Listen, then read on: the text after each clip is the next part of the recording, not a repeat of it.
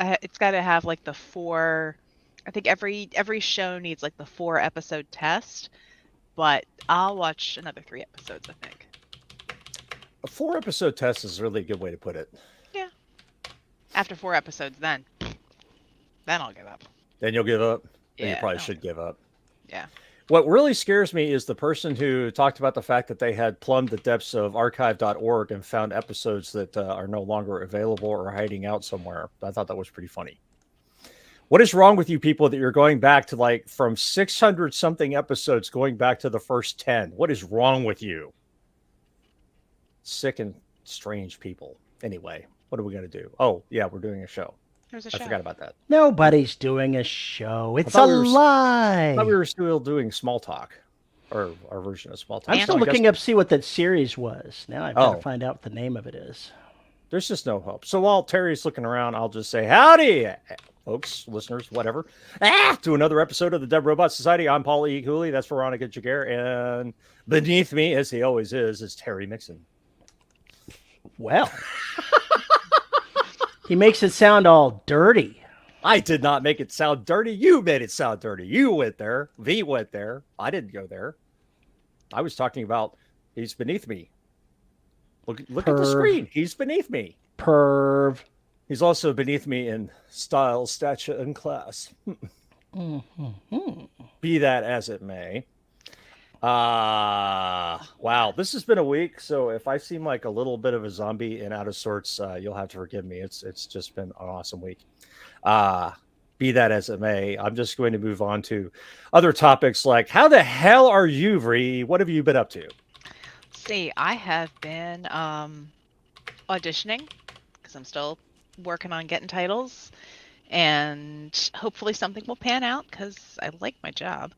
And when I'm not recording or trying to record stuff, I'm on the 3rd iteration of this outline because I am a plotter, and I'm like there are no pants. No pantsing whatsoever. No pantsing. This is I've been printing out the outlines. I actually did use Plotter for the first time this week, and I might be a fan. I would think that would be good for your writing process. Yeah, I'm going through and taking I do like a beat sheet, and then I break stuff into scenes, and right now it's breaking stuff into scenes and setting the scenes based on point of view, so I can try to balance all the characters as I lay stuff out. But I also print everything out, so once an outline is done and I've broken it down, I have each scene on a page, and then I'm highlighting the stuff where I'm like, I need to clarify that, and then I'm writing down questions going, these characters need names, or this is a good thread, you should expand on this later, because the last quarter of the outline right now is a little light. So the last quarter's a little light. I'm really bad at finales. I really am. I will admit that. I begin to think. I'm beginning to think we have a topic already here.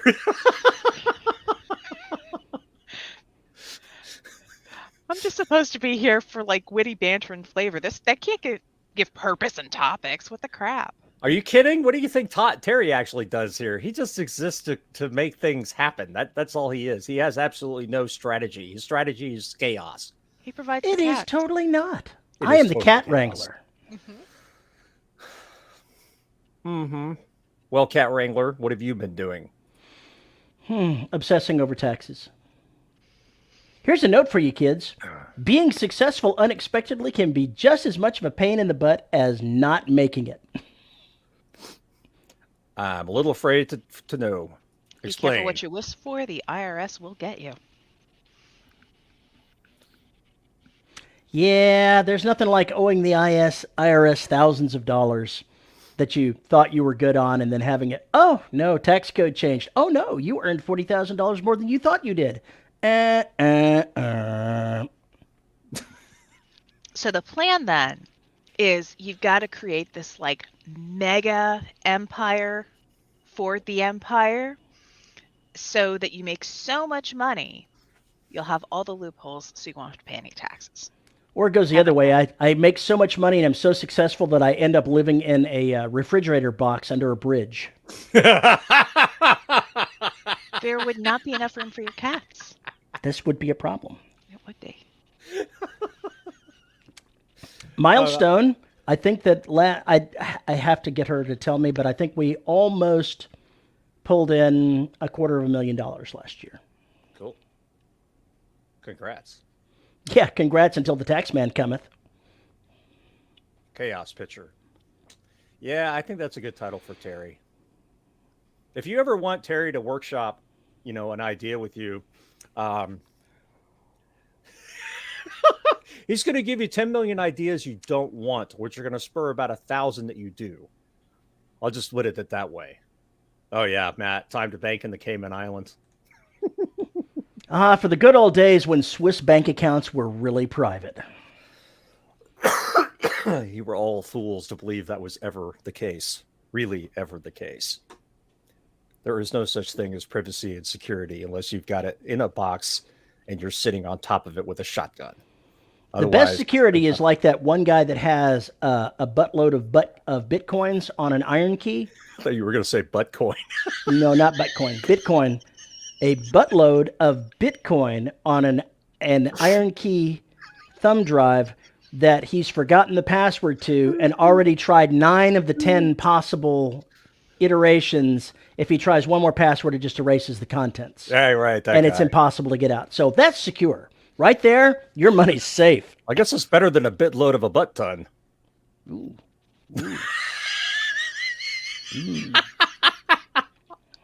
Yeah, I'm going to let that go. See, this goes back to the ideas that you get from Terry that you don't want to spur the rest of them. Yeah.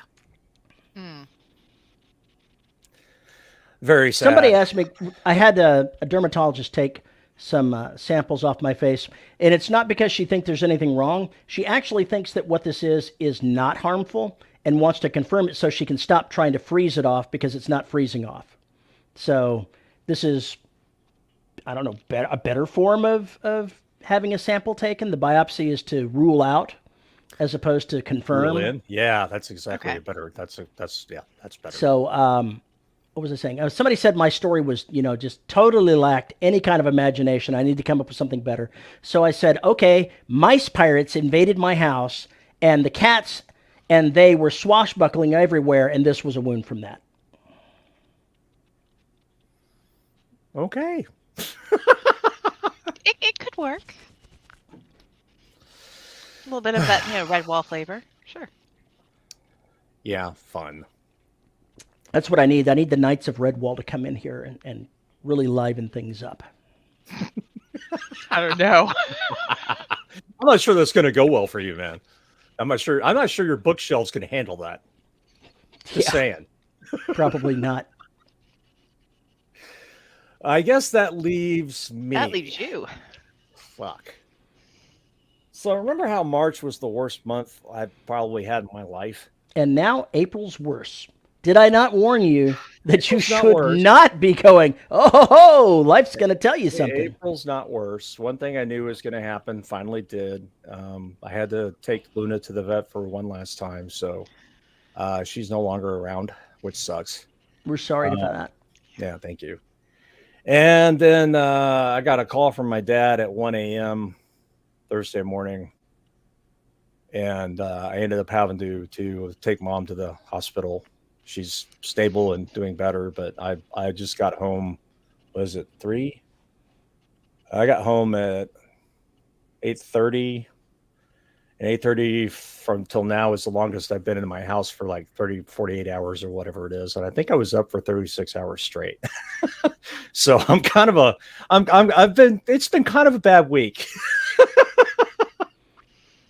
So I've been working on editing Neptune Scars because I want to get that done so I can get it to the hands of the betas so I can clap my hands and be done with it. What else am I doing?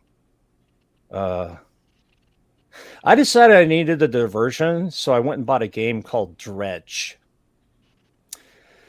This is a really cool little game. It's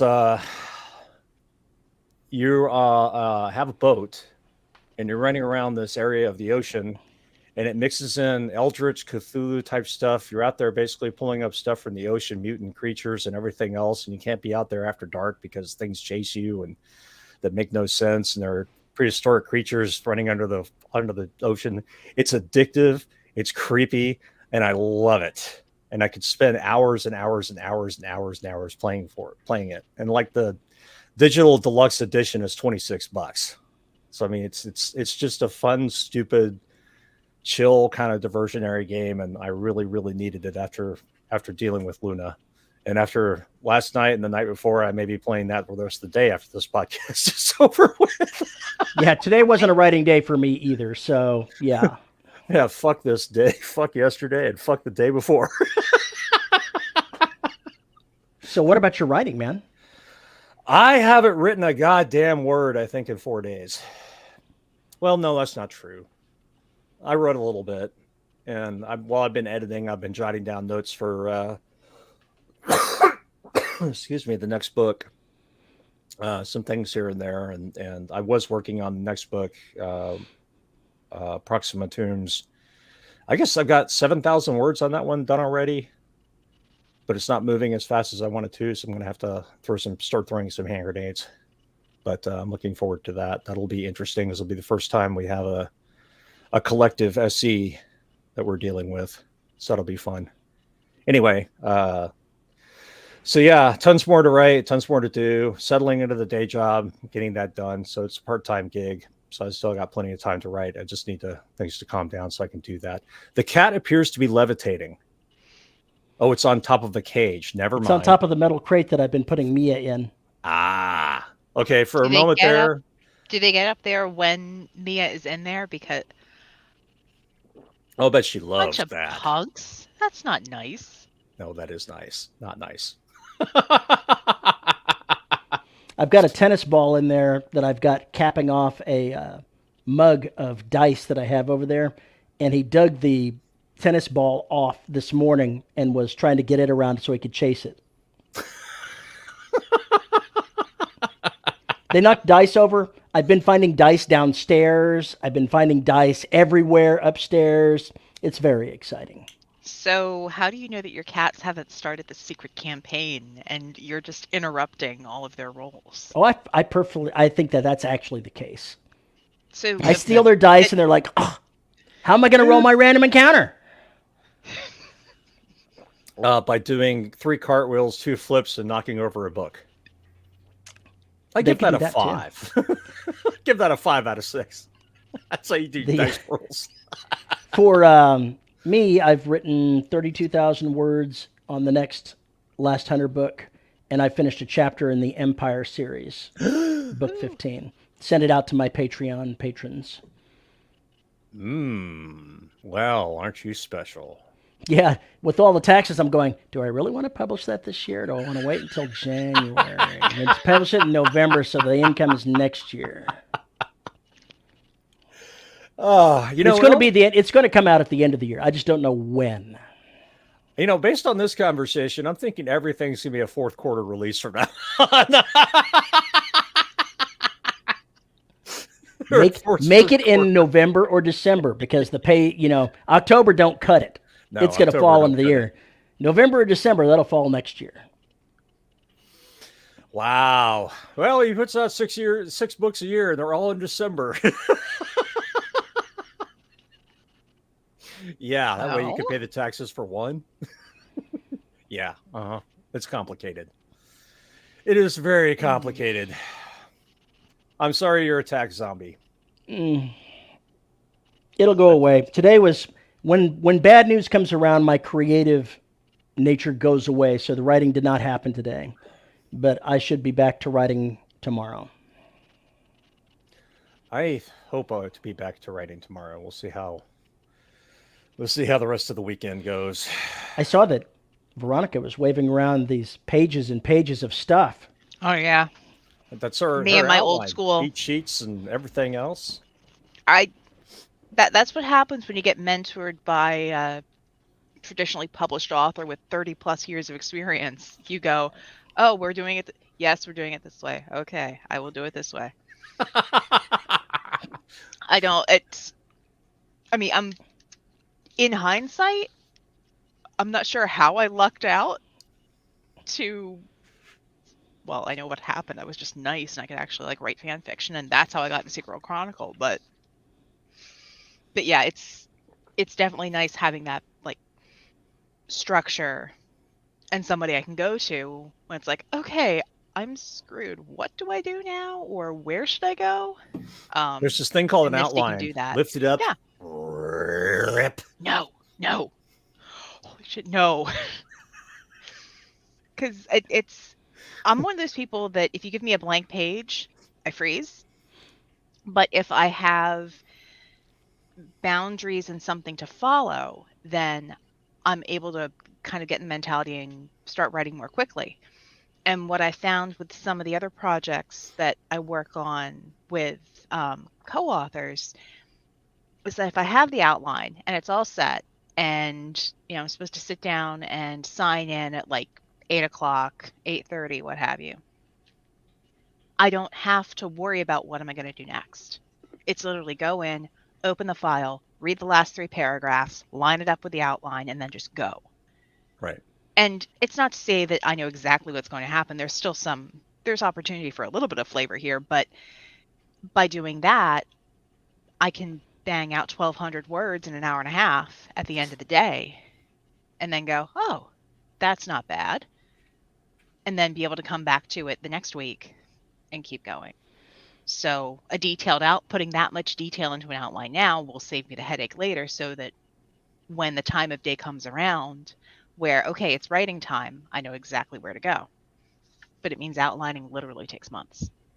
Well, whatever process people use, if it works for them, it's the right process for them. Yeah. That's not true. There's only one process.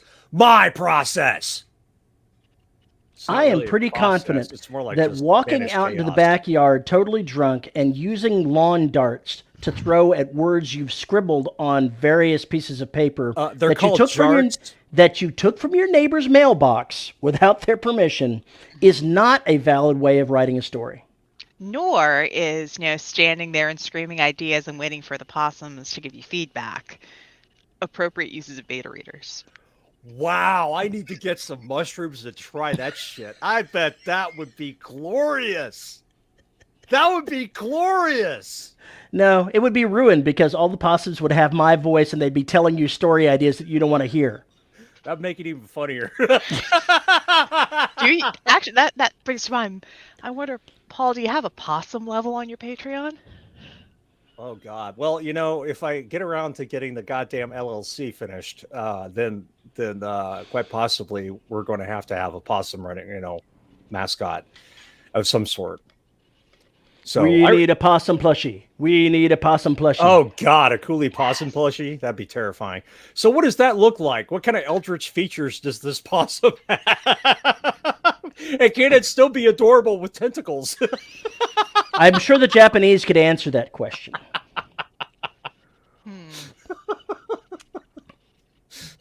No, it's not called Possums LLC. It's got much better name than that. Oh, I'm not sure. That's a pretty good one. No. V knows what it is. I've told her what it is. Although, good tagline. Yeah. Yeah. I could use Scram. It'd be great. God. So wrong. You want to get sued? If you make Possum into Oscar the Grouch, could you still get sued? Screwed, probably, blued and tattooed. Potentially. Like is there a Possum Muppet? Just go ahead and turn Oscar into a raccoon. You could go ahead and do that. That's a trash panda. We don't talk about those. Oh, I think trash pandas would be great for your writing. I think that would work out well. No, because of reasons that everybody on this podcast and anyone who followed me in the early days knows, a possum is probably a good fit. Yep. Excellent. I'm reminded of when Luna caught a possum, and she was very confused. What? Pulchritudinous Possum Pirates LLC. Pulchritudinous possum. Pirate. I can't. Pulchritudinous. Gesundheit. Yeah, I don't have any idea what that word means. I rarely run into words that I don't know. That's one of them. Let's see. It sounds like a Douglas Adams word to me, but it's quite possibly William's got a real one. The PPP. Oh no, it's not that bad, Lucas. He said he tried to imagine what a terrible version of the black would look like. Then Amazon Prime did it for me in the form of the rig. I actually liked the rig. Have you seen that, Terry? Probably My not. wife watched it, and I saw bits and pieces of it. Somebody was really concerned it was going to be the black, and I was like, after I really looked, I was like, no, it's different. I liked the concept. I'm still unsure whether or not I thought it was a great series, but I like the concept. So what does the word mean, V? Physical comeliness. That's a good word. And Physically comely possum pirates. and- All and right, the you know what? proper- We need to go immediately out to Midjourney and type that in and see what we get. I'm not touching it. Although the proper pronunciation per the IPA written here is pulchritudinous. Pulchritudinous. Yeah, pulchritudinous. Gesundheit. It sounds like you've been doing something against the law. Yes, and he did so in a pulchritudinous manner that resulted in pulchritudity for everybody. It was horrible, awful. He should be flayed. That will add another 5 years to your sentence. Which means 5 minutes. Good day. Oh, And scene. I'm sorry. Other than, you crazy know, going on. pretty pirate possums, what are we talking about today? Finales. Sure, finale. Finale. Wait a minute. Whoever gets to the end of a book, I don't know how this works. The finale always surprises me. I'm like, is this the end? Am I done? No, that's not actually how it works.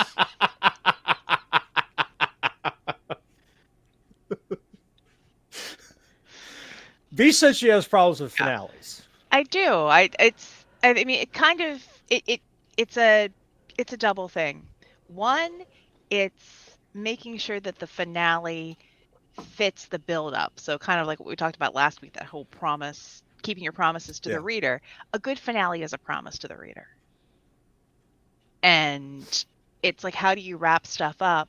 But also, you don't want to make the finale too abrupt. You want to have enough story in there. And then in this case, where I'm trying to stretch things out for a trilogy, I want that ending to seal things off, but there needs to be room for the next, 2 installments to go. Right. Yeah. Apparently, Matt has, or somebody has posted something in the live channel on Discord for you, Paul. Oh, no. That Didn't looks have that like a up. rabid pangolin. Oh, wait, no, I'm sorry. A were-pangolin. That's what that looks like. That looks like wow. a were-pangolin. Oh, I like it. That's pretty cool. The Coolie Possum. That is pretty cool. I like that.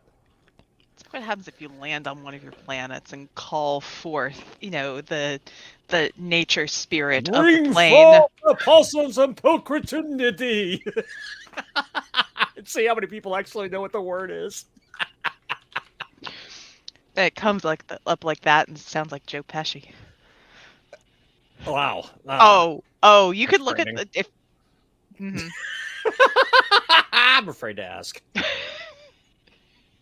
I'm afraid to ask. Terry, have you ever been accused of not knowing how to write an ending? Yes, I have too. Why were you accused? because I didn't wrap up Race to Terra in a good fashion.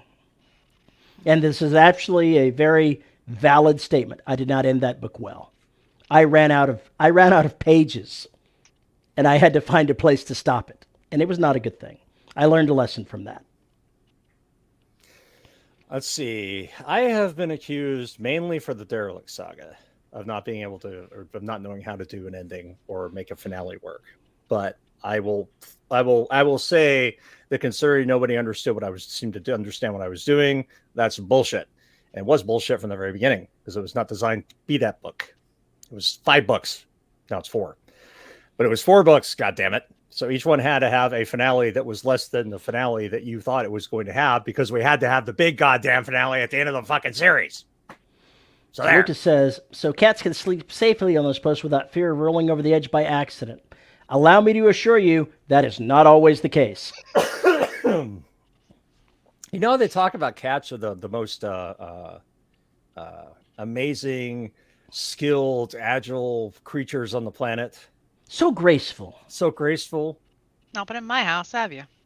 No. Okay, so wait. They have moments of absolute grace and beauty, followed by fumbling, smashing, bumping, crashing, and being extremely embarrassed. And so let's look cute. That is their defense. And you could always tell because I can hear a thwack, and then I hear then I see Shadow kind of look around like, did anybody see that? And then he's crawling off, going, "God damn it, that fucking hurt." You know, there's some moments when, as a cat owner, you really wish you had a camera attached to your retinas. Yes. So that you could capture some of the images of what you're seeing and put out there. My wife and I were coming in through the garage. We'd been out for a while, and every cat in the house was by the door on the inside. They were waiting for food or whatever. I don't remember. It's been years ago. I don't remember exactly what it was. And all was fine until one of them startled another one. Oh, no. And the other one bounced off into a cabinet, making a huge thunking noise, and cats shot in every direction. There were cats everywhere. You know, if I were a mean man or a man really with a lot of talent and cats that forgave me easily, I would herd all the cats into one room, and then I would have like 3 or 4 rooms that hooked up to that and cameras in every room. And then I would run that experiment, or they're all just kind of hanging out, and then suddenly a cucumber just like rises up out of the floor, and watch what happens. Because I guarantee you one of them is going to freak. Based on that, the rest of the mayhem will happen. And then each room has its own set of obstacles and destroyable environments. And so basically just absolute mayhem and chaos. I love this. I bet you could sell that as a series. A cat startle reflex is a wonderful thing to watch. Oh yeah, it is. It's terrifyingly grace. It's terrifying grace at times. I didn't know you could jump 6 feet up in the air and completely turn around 180 degrees while doing it, and somehow defying gravity to go forward from a standing position. Got it. All right. Didn't think that was possible, but as Brett calls it, retro butt. You know, or Brent calls it retro butt. The cat has retro butt. Somehow they just change direction in midair. It's just not possible, but they do it. Cats and cucumbers. I'm sure there's a game in there somewhere. I bet there is. I bet there's something like that the folks who created the oatmeal would do, because they've got exploding kittens. They've got all Cucumber the other... is a card in Exploding Kittens. Oh, I'll have to go check my deck. I don't remember seeing Or at least it was in the video game version. I don't know about the actual decks. Cat terror pranks.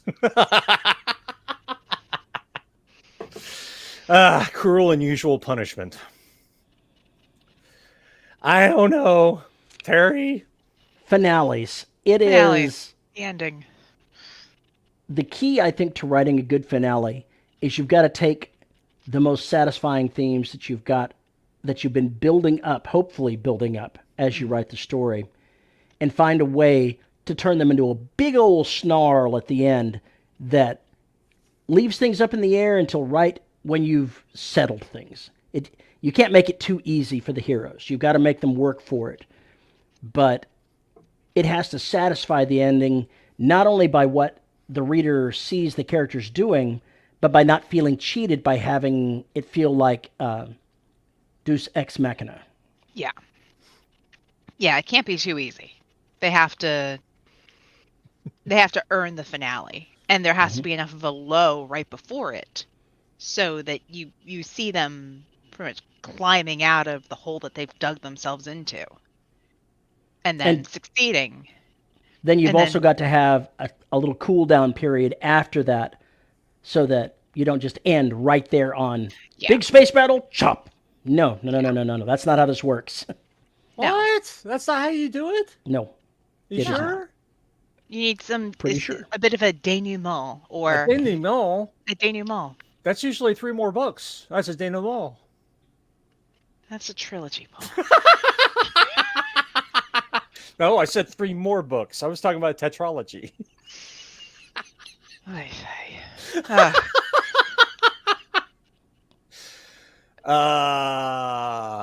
Yeah, Matt says you can't make it too easy to need to work for it, or you can just kill them all and let God sort them out, assuming their souls get that far. That's the thing. I can't have a body count yet. I mean, I can, and I've got one. let's say I I've can't. got several. I can't have a body count that involves the main core of characters yet. There's a body count, but it's early on.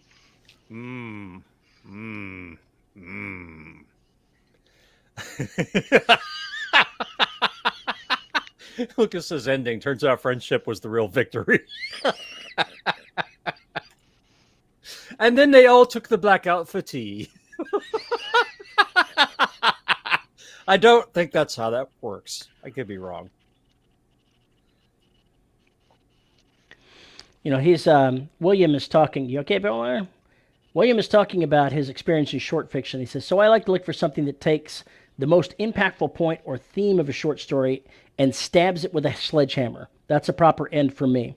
Yeah. The last short story that I wrote that involved possums and Paul ended up with possums being involved somehow in the death of at least one character.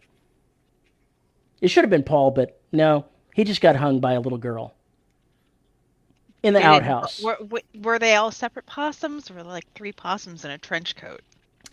It was the bad guys who were Paul, JR, and the guy that came up with the whole possum meme, which I can't remember his name. Paul? Keith.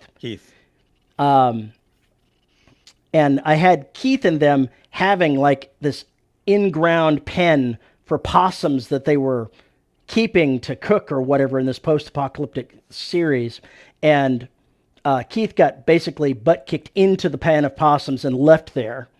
Paul got hung in the outhouse, and JR caught a farming implement to the groin. Hey, to be bleed a out little on. more specific than that. It was very satisfying for me as a writer. You know, I don't know about anybody reading it.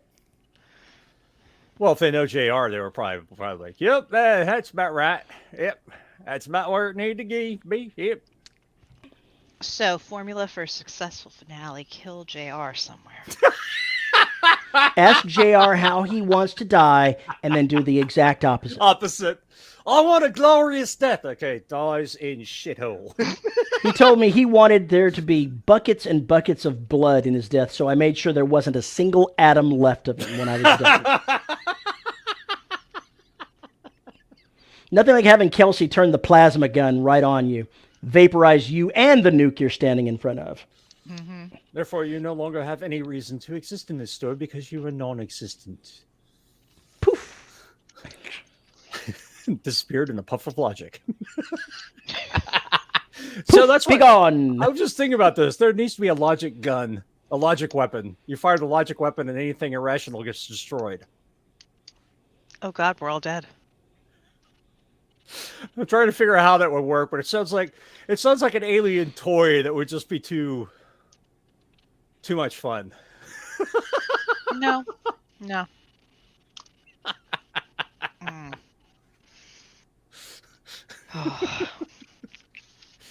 Well, how do you make sure you get that finale right? There's no one real recipe for getting it right. You just need to know the elements you've got to include and start getting a feel for what the readers appreciate. There's a bit of fan service involved in this. You got to make sure the readers are happy with what you're doing. Fuck them. No, I mean, there's something to be said with you need to follow some of the predictable tropes. Mm-hmm. So, like, do I need to kill the bad guy right now? do I need to kill the big bad, or am I better off humiliating him and then leaving him someplace to be a pawn for something bigger in a later book? Just think, here's how you could do this. You could write a series of books where J.R. Handley is the bad guy in this. And in each book, you take something from him. Up, lost his left hand in that one. Up, big toe, gone. Up. Just see how many pieces you can keep taking of him as the story goes along.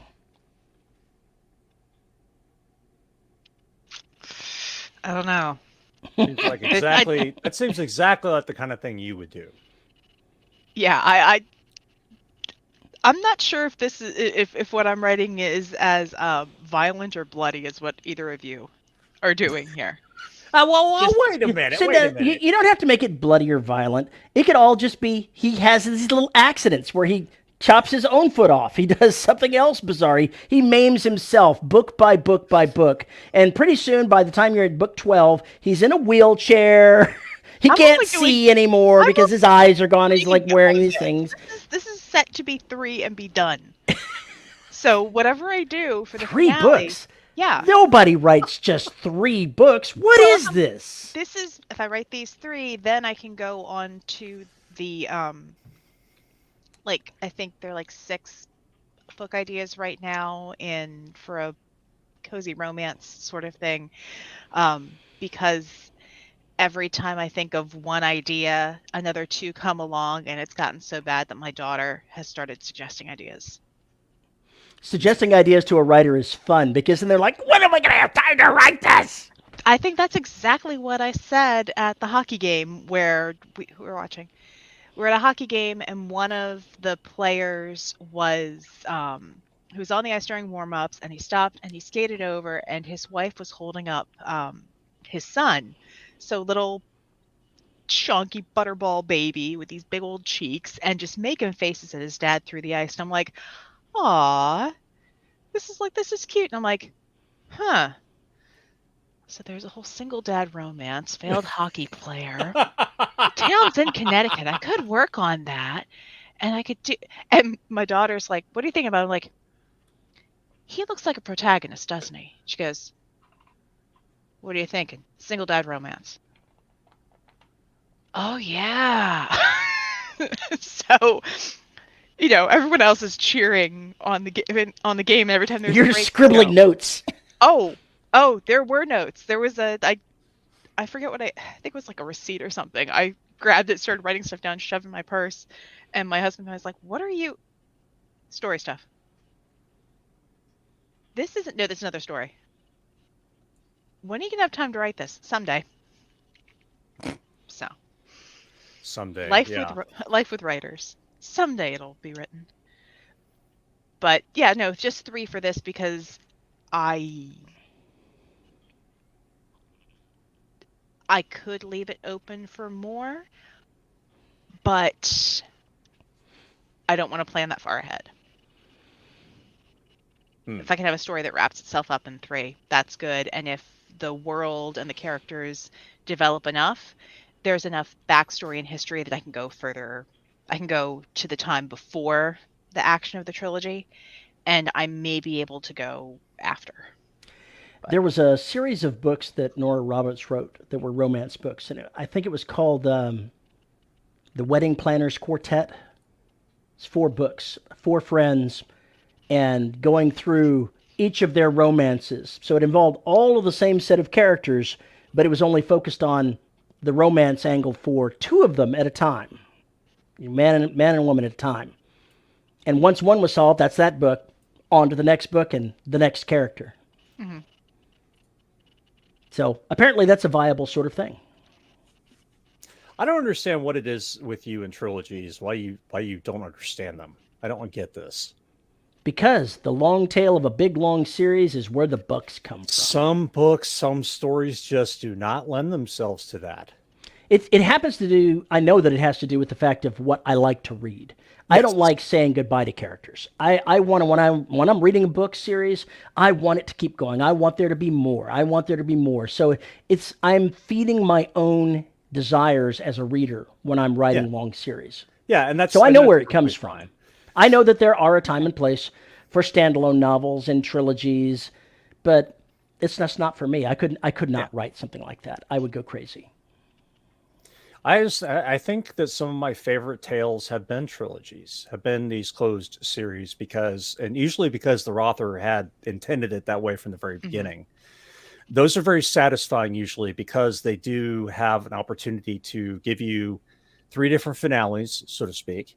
Yeah. You get those 3 different finales, you get those 3 different arcs that are all a part of the main arc. And you get a chance to follow those characters, fall in love with them, hate them, whatever. And how you say goodbye to them is really the trick. The author has to somehow pull out of a hat that the people died for good reasons, or the people who got injured were for good reasons, or the people who survived were with good reasons. Not to mention was the threat dealt with appropriately? Did it survive? If so, what's the plan next? Is there a plan next? And things like that. When you're writing a book, you've got to know what you want to wrap up in that book. There has to be a crescendo at the end, and you've got to know when you're writing it which one you're building up, because it wouldn't do much good for you if you go, oh, I'm going to make this the centerpiece of this novel, and you get to the end and you've somehow already dealt with the other one at about the 2/3 mark. Well, you got to have enough story for a trilogy. You got to have enough story for a long series. You have to have enough conflict in mind to make all that happen. If you keep introducing complications, you will have no trouble having enough story to write a series as long as you want. Thinking of ways to screw over a character? Oh, yeah. Things are going pretty smoothly. Let's see what else we can throw into the mix. So let's throw in Patrick the Assassin. So no shit, right? I get Neptune Scars up to 50, 60K, and I'm like, okay, well, I got this one thing to do, and then the book will be over. I guess it's just not going to be a very long book. There were 50,000 more fucking pages there just for a goddamn battle. Words. Sorry, pages. Words. Pages. Did I mention Words. I'm not really awake? Words. It took to make all that happen because of how much I needed to show, how much needed to occur. It wasn't because I was pulling things out and going, "Oh, this would be cool." It was like, no, I need this. I need this. I need this. I need this. I could have added easily another 15,000 to 20,000 words of other points of view. I chose to call it a day because at 50K it's ridiculous. And as I'm editing it, I'm like, oh, can I cut this? That will never end. Exactly. Can I cut this? No, I can't. Can I cut this? No, I can't. I need that. I can't cut this. It's like, fuck. Maybe there's not much there I can cut.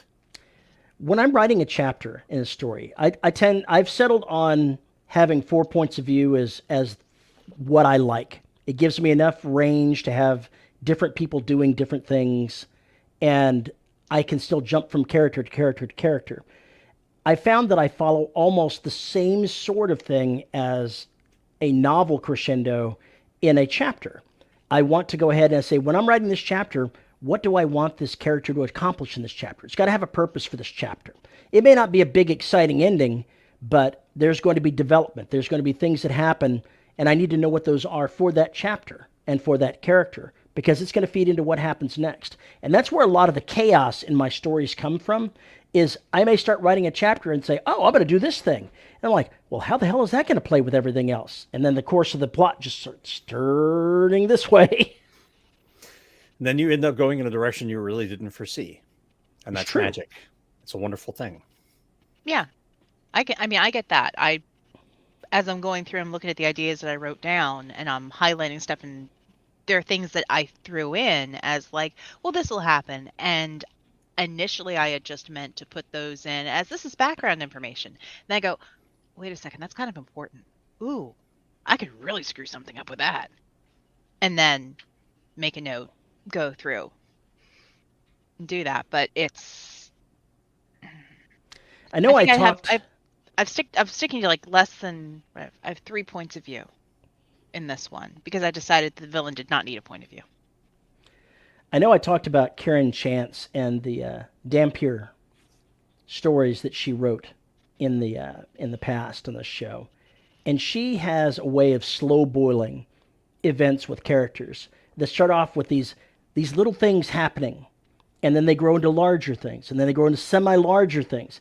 And then you've got a vampire being shot out of a house by a dragon and penetrating the entire front windshield of the senator's car with his naked butt hanging out the back. And you go, how did I get here? It made perfect sense every step along the way, but how did I get here? I'm actually just wondering about the mechanics. Yeah, of so was I. vampires I'm trying to through the figure out the windshield. physics here, and it's And just like, His having torso was your- penetrated through the front windshield. So on the hood of the car is his legs and his butt. okay. The way He I went head saw first that, through the thing. the way I saw that was his right, ass head was hanging first out the and back. looking up, and so that way he'd fold back. Okay, I got that. Got it. But thanks. Thank you for the projectile vampire imagery, so that we've cleared that up. Yeah, if you want to get a lesson in how to take something and build it slowly, bit by bit, over a series of scenes until it just becomes ludicrous, and it still feels completely natural, read Dampier by Karen Chance. I dare you. I had an interesting idea for something to happen. Actually, I think the title actually was Midnight's Daughter. I don't think it was Dampier. I think the series have revolved around that, but I think that was Midnight's Daughter. You said the author's name was Karen Chance? Karen Chance. Okay, Karen Chance. V's writing shit down. It's a great series. She writes a series about an oracle named Cassandra that's in the same universe. Basically, the characters do occasionally interact with each other, and the Dampier series was kind of a spin-off of that one. So she's a great writer. Great writer. I'm not familiar with her work. That shouldn't surprise anybody. That's a genre I don't read. In general. I just don't. I don't know why. V, I love your shirt, by the way. Coffee and confidence. There we go. Coffee and Yeah. confidence. Because if I've got He was just in love with the coffee part. He didn't even see the confidence. No, I didn't. I just saw the coffee. Okay. God damn it. I knew. I just knew after I said it. I was like, I'm going to get accused of. And there it was. 3, 2, 1. There it was. Perv. I can't. Terry needs a shirt. Orange real estate. Paul, I can't do those much aren't about it. those aren't No. coffee beans, Paul. Just take your eyes off. I was all right? not looking at vast tracts of land. I promise. Okay. I was not doing that. Now I'm in trouble. Now I'm in Nope. trouble. Nope. Nope. Terry's Nope. Terry's shirt needs to be coffee, cats, and confidence. Or no, coffee, cats, and chaos. I totally need to have one of those made. Internet, make that shirt happen. Make that shirt happen. Coffee, cats. It's a chaos. 3X size, that's what I need, guys. I do love the shirt though, V. That's a great shirt. It's Did you wear that to 20 books? yeah. Okay, maybe that's why it looked familiar, but I couldn't remember. Maybe that's Yeah. why. Those who have seen me out in public know that I will do like multiple costume changes at any con because that's just it's how I balance my anxiety. It's you. It is. It is. And it's either like t-shirts and jeans or it's like full up dress, suit, corset. What have you. Well, you got to be careful when you're deciding on which routine you're going to do that day. Yeah, because trying to sit up straight to record panels at 20 books in a corset is yeah. Yeah, I would assume you have to plan back support. accordingly. Oh my gosh, I just remember sitting there going, my posture is impeccable. My posture is impeccable, but I still can't breathe. Oh no, I could breathe and the red dress.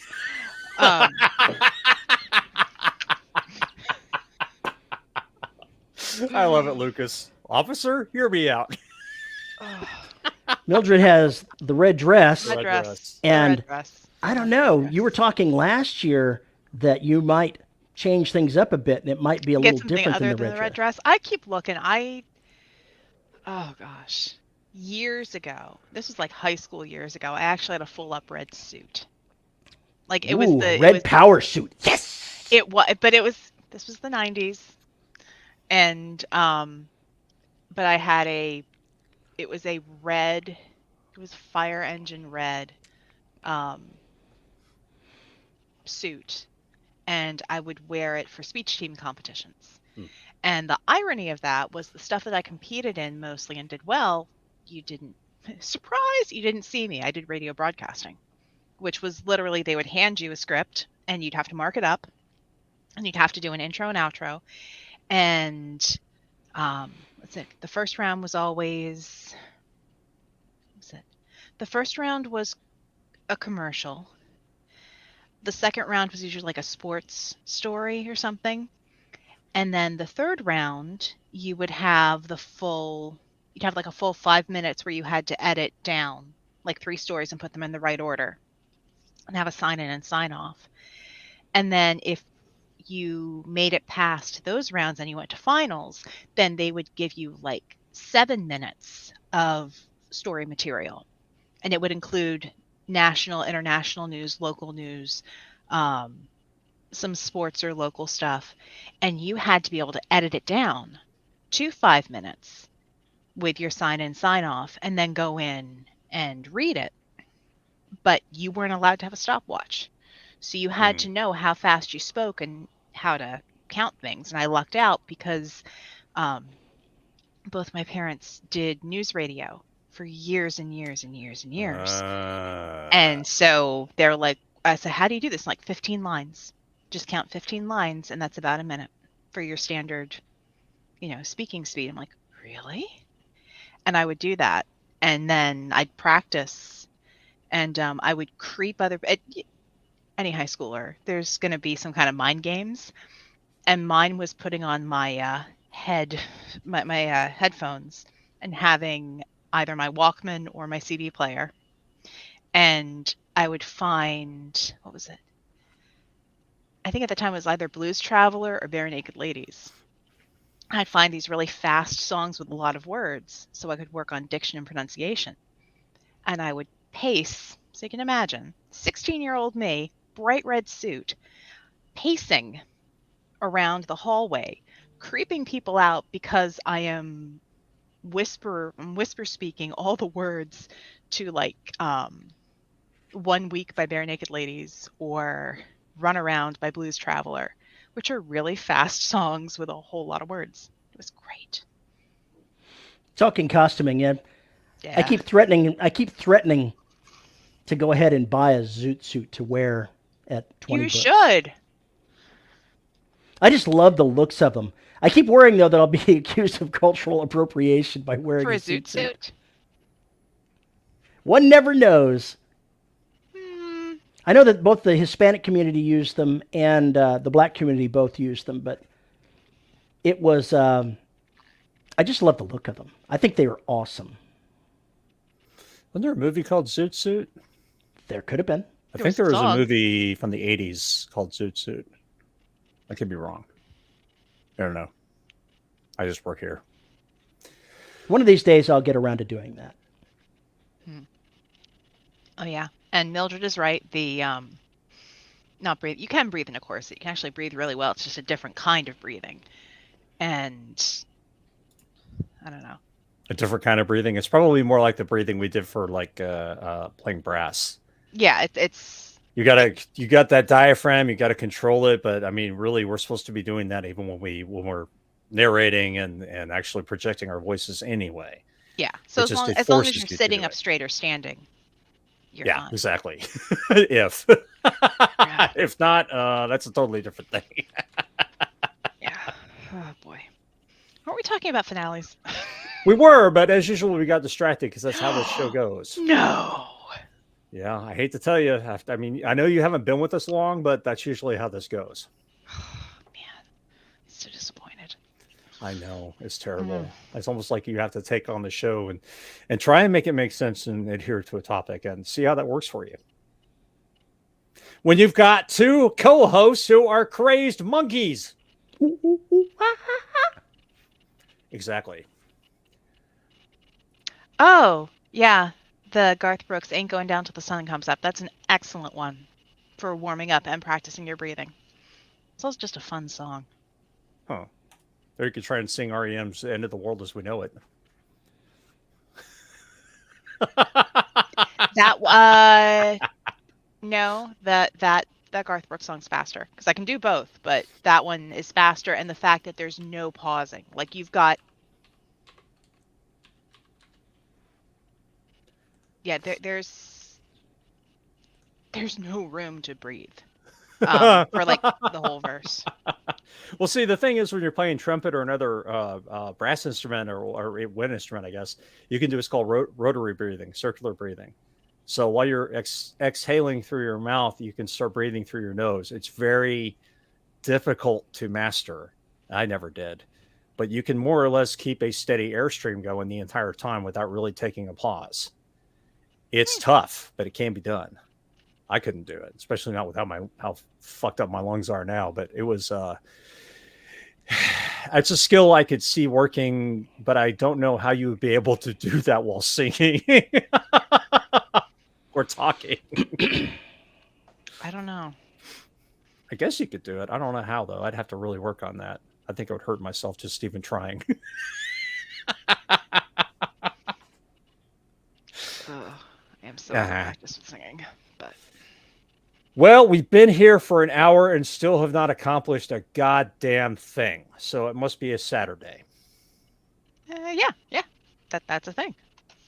That is a thing. Lies, yep. I tell you, lies. Well, any last words to say on finales? Pardon the puns. No. Me personally, I'm hoping for a finale to this week that does not end in disaster or tragedy or more stress. But I'm dubious that will. Good luck with that.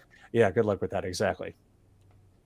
So if you have a comment about this show or a question, you can send an email to show@devrobotssociety.com. You can find me on Mastodon at Paul_E_Cooley at VYRSE.social. You can find us on Facebook, the listeners of the Dead Robot Society Facebook group, where Terry manages all the madness. You can find us on YouTube at youtube.com/DRS podcast to see us, engage with us in chat, and see way too many cats. Like and subscribe if you want to make sure you always get notified when we get online and start our shenanigans. We don't have to thank our wonderful host Lipson for making all the episodes available, but I will anyway. And if you want to support the show, you can find us at patreon.com/DRS podcast, as well as buymeacoffee.com/DRS podcast, where for as little as $1 a month, you can help us pay our bills and get exclusive access to DRS After Dark, which is coming up in about 10 minutes or so, where we really let our hair down and get technical. Today, we might discuss curse words. I have a lot to say on the subject, let me tell you, especially given this week. So at the $10 level, you get your name read. And our $10 patrons are Tony L. Joy, Rick Shaw, Lisa Slack, Isabel Cushy, and Tim Niederreiter. Thank you to all of our patrons and Buy Me a Coffee sponsors who make this show possible. We really appreciate it. And with that, we are going to get out of here so I can take a quick break and get ready. And I really did forget this time. But before I do that, I have to remind you that there is no 12-step program to hold us. Hells no. We are coffee junkies, and we are goddamn proud of it. And we get our coffee from corpsecoffee.com. Visit corpsecoffee.com. Check out their array of coffees, boutique teas, and their wonderfully weird webcomic, and tell them DRS sent you. Visit corpsecoffee.com and get the dead in your cup. There. Was that good? I think it was pretty good ad read. Yeah, kind of. Yeah, I could. It'll do. I'll do better. You can fix it in post. Yeah, I'll fix it. Fix it in pre. I heard a YouTuber say that the other day. I'm gonna just go fix it in pre. And everybody went, "What?" Wow. The editor chimes in and says, "You're stupid." It was great. Let's fix it in pre. I love it. All right, with that, we are going to get out of here. Enjoy your weekend, folks. Thanks for hanging out with us. And see you in 10. See you next week. And for those of you, DRS After Dark coming up in 10 minutes. Be there. Be there.